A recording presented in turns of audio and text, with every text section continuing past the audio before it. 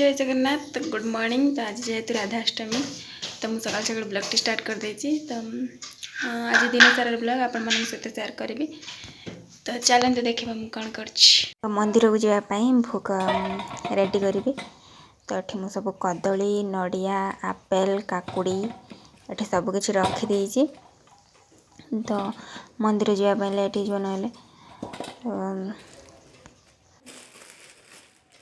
ये मंदिर को जावाई सबकि रेडी करदेली। तापर मुझे निजे भी रेडी हो गली। तो मंदिर जीवार अच्छे तापर मुझे मिरर सामने निज मुँह भी देखी। तो जमा भी इच्छा हो ना मिरर आगुरी जावाई। तो कौन करवा केमती लगुच तो मत कहे।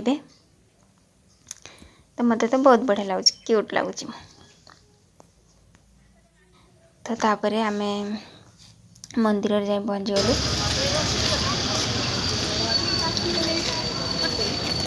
रसी कटा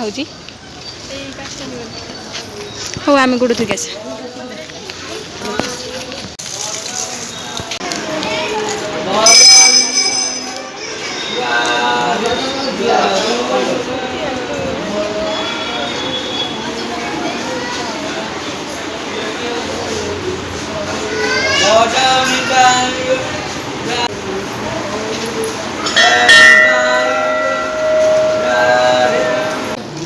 डलाटा दे गया